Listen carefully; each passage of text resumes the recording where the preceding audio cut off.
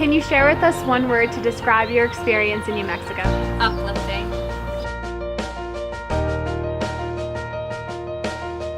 Breathtaking. Spiritual.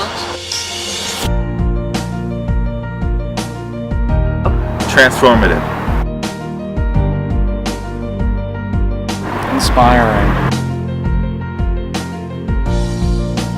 Fulfilling. Enrapturing.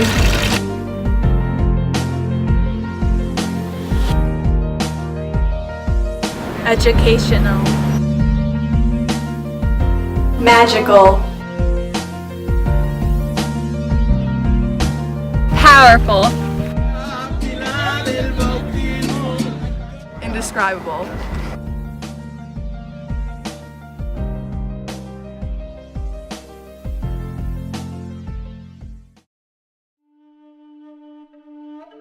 My name's Erwin Rivera. I'm a native New Mexican, grandfather and father of four. I work for a program called Enlace. It stands for Engaging Latino Communities for Education, and its primary purpose is to increase high school graduation and college enrollment. And we do it through the best practices of academic rigor and service leadership. My name is Louis Hina, and I'm a member of the Tesuque Pueblo Indian Reservation. So my English name is Lorraine Gray, and my Mohawk name is Ganala Doguas, which means she takes the leaf out of the water. And I'm Turtle Clan. The Mohawk people have clans, Bear, Wolf, or Turtle, and I'm Turtle Clan. And moved out to New Mexico from the Akwesasne Mohawk Reservation in upstate New York about 6 years ago to start the Four Bridges Traveling Permaculture Institute. And we do work all over the world, primarily in South America and here in the United States. My name is Amigdio Bañón. I come from South America. It's actually a part of the Quechua, of the Inca people. You know, I have my studies in agriculture. I get my degree in Bolivia. Plus, I got my master's degree in Colombia. I come to this country to get my PhD.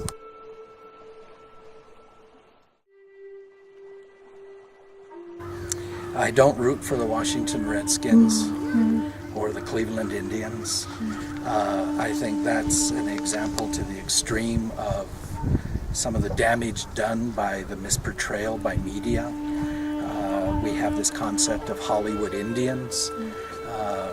While I like the movie and I own it, Dances with Wolves, that is not a movie about Indians. It is a movie about a white man's experience with Indians, because who was Dances with Wolves? Kevin Costner. So while that might seem like a minor point, we have yet to hear the Native experience told in Native voice adequately enough to dispel the myths and misunderstandings that the majority of people still have about Native Americans. We have that Hollywood Indian in our head. No, not all Indians hunted buffalo. No, not all Indians lived in teepees. I like seeing Native Americans being portrayed in the movies. I liked how the regalia is depicted very accurately way in the older films, older movies. And then now how they're trying to make it more accurate to depict the accuracy of our people. So there's changes for the better. It's improved over time. It's not 100% the way it should be yet. But there's a few reruns that still come on the satellite television now. One of them is The Lone Ranger, where Tonto, his speech is really horrendous and insulting. And I'm not sure what his heritage was. I believe he was Native. But also there's the television program from, I think, the 60s or late 50s, Daniel Boone, where the man who's playing the Native American in that show was Jewish. He wasn't even Native American, and they painted his face, a darker color and put a long-haired wig on him. And just the fact that there's plenty of Native Americans who could have played these roles and they didn't even bother to use them as actors, you know, to accept them as actors, but that they were portrayed as stupid or that they're pretending to be a certain culture. They didn't even know what the culture was, so they think all Native Americans spoke the same language, or they had the same rituals, and that's totally not true, or they lived in the same kind of structures, or they wore the same kind of clothes, because there was over 500 tribes of indigenous people on this land, and we're all different. So, but even films like Dances with Wolves, which is, you know, a classic example of,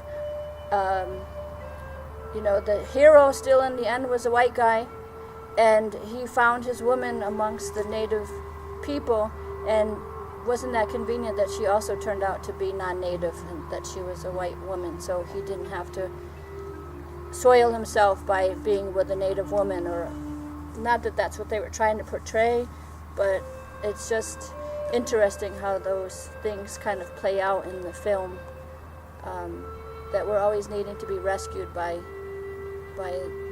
non-native people or things like that. I saw these movies, you know, we say El Jovencito, the young guy, he's killing so many Indian people. It's fighting against the gun with the arrows and all this type of the things.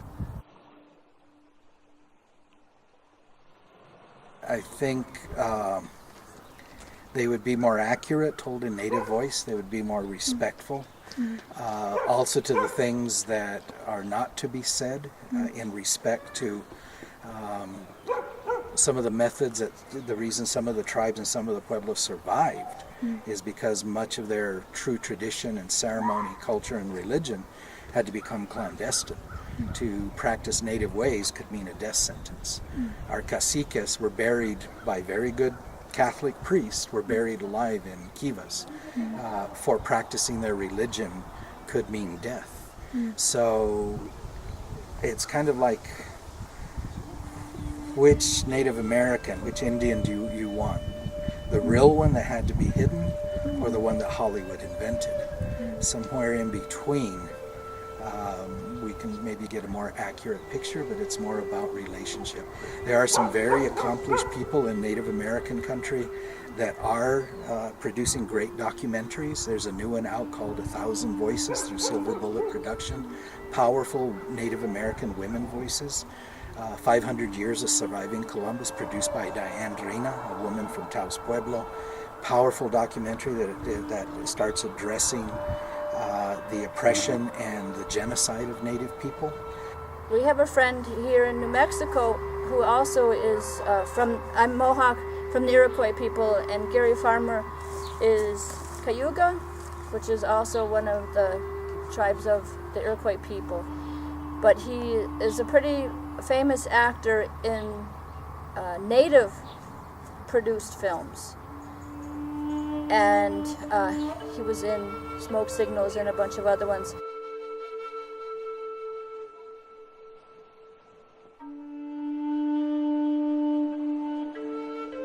I mean, you probably got a handful of Pueblo filmmakers.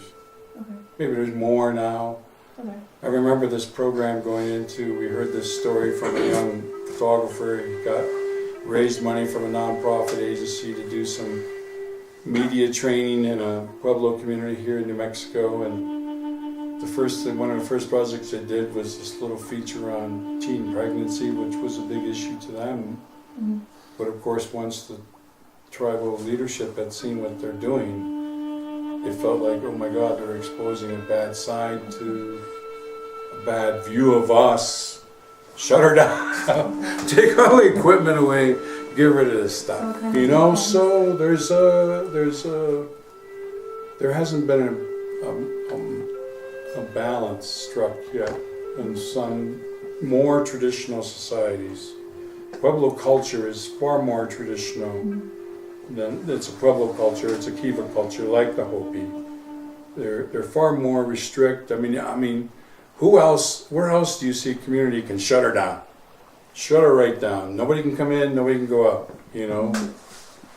No communities have that kind of discipline, you know. And to me, that's why New Mexico is such a beautiful place, because they still have that cultural tradition in place that maintains, and most of our ceremonial life is about protecting us from all the evil, the weather, the things that are going to affect the bad medicine, you know. A lot of it is about protecting us and having good food to celebrate, to cherish life and such. So, you know, it's still, media is still not trusted, you know, that's the thing, there is no trust. And I've had several opportunities to present concepts of media ownership, especially radio. I think would be excellent to move with the Pueblos here in New Mexico, but they're reticent because they look at media as a confrontational thing, and they can't give its arm's length. This is my church. Like I was talking about the spiral. The center of that spiral, this is the floor of our church. This whole Rio Grande Valley here. One wall of my church is the Jemez Mountain Range. The other wall is the Sangre de Cristo Mountain Range. I'm facing north and Seixuping is my altar. When I turn around and face south, Ocuping is my altar. The paintings in my church, they change every second. The music in my church, every second changes. And you feel it. You feel this energy. And that's why I love being out here.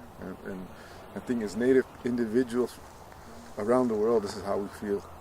But our value is to be, you know, to be in the way we try to preserve the Mother Nature.